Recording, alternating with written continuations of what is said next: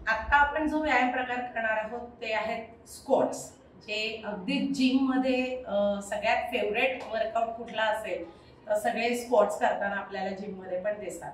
आता ह्याच्यासाठी आपल्याला काही इक्विपमेंटची गरज लागत नाही। स्क्वॉट मध्ये मेन असं आहे की त्याची सुरुवातच तुम्ही म्हणजे वॉर्मअप करताना जसं आपण म्हणतो की व्यायामाची सुरुवात ही वॉर्मअप, स्ट्रेचिंग आणि नंतर कुठलाही व्यायाम आणि त्याच्यानंतर कूल डाऊन, सो असं स्टेप बाय स्टेप कुठल्याही व्यायाम प्रकाराला तुम्ही जायचं असतं किंवा प्रत्येक जण तसा करतो।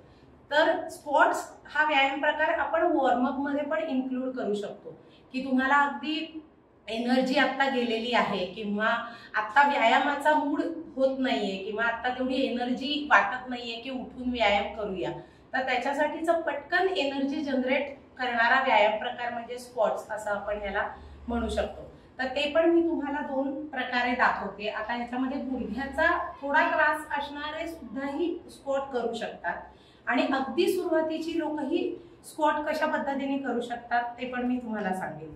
सो रेग्युलर आपण जे स्क्वॉट्स बघणार आहोत त्याच्यात आपण दोन पायात काही फार अंतर घेतलेलं नाहीये। तुम्ही पाहिलं असेल की अगदी 4 ते 5 इंचाचं आपण अंतर घेतलेलं आहे दोन पायामध्ये।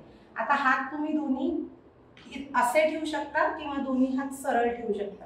आता श्वास घेऊन श्वास सोडत आपण खाली जाणार आहोत। श्वास सोडत जाताना आपण पाठ सरळ ठेवणार नाही आहोत, तर पाठ तिरकी ठेवणार आहोत आणि हिप्स थोडे मागे करत जाणार आहोत आणि इथपर्यंत तुम्हाला खाली यायचा प्रयत्न करायचा आहे। आता तुम्ही बघत असाल तर माझी पाठ पूर्ण तिरकी आहे आणि माझे गुडघे वाकलेले आहेत। गुडघे आणि पायाची बोटं ही समोरच्या दिशेने आहेत, ती बाहेरच्या दिशेने नाहीयेत। हिप्स माझे मागच्या साईडला आहेत, त्यामुळे हिप्स मागच्या साईडला असताना ताण लोअर बॅक वर बसतोय, ताण हिप्स वर बसतोय। हा जो आपला मसल आहे त्याचं नाव आहे क्वाड्रासेप। सो क्वाड्रासेप वर ताण पडतोय आणि हा मागचा जो मसल आहे त्याचं नाव आहे हॅमस्ट्रिंग।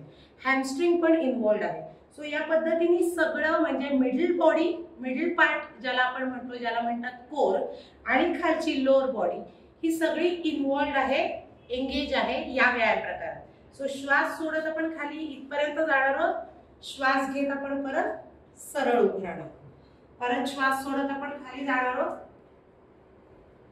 श्वास घेत आपण वर येणार आहोत। आता ह्याच्यामध्ये मी खाली जाताना कुठेही फक्त खाली अशी वाकत नाहीये, तर मी पूर्ण खाली जाते, हिप्स मागे येत आहेत आणि मग मी पूर्ण सरळ होते। आता ह्याच्यामध्ये तुम्हाला रिपिटेशन्स दाखवते। श्वास सोडत खाली, श्वास घेत वर, सरळ उभं राहायचं, श्वास सोडत खाली, श्वास घेत वर, 3 श्वास सोडत खाली, 3 श्वास घेत वर, 4 खाली, 4 वर, 5 खाली, 5 वर। या पद्धतीने तुम्ही हा एक्सरसाइज करू शकता। आता मी ज्या पद्धतीने तुम्हाला दाखवले, बॉडी पोस्चर तुमच्या लक्षात आलं असेल तर पाठ मी अजिबात सरळ ठेवली नव्हती, पाठ तिरकी ठेवली होती आणि फक्त 5 वेळेला मी हा वर्कआउट केला। त्यामुळे ज्यांना व्यायामाची अजिबात सवय नसेल त्यांनी अगदी 5 काउंट पासून कुठलाही व्यायाम प्रकार चालू केला तरी बॉडीवर अजिबात त्याचं प्रेशर येत नाही आणि मेन म्हणजे नंतर बॉडी पेन होत नाही।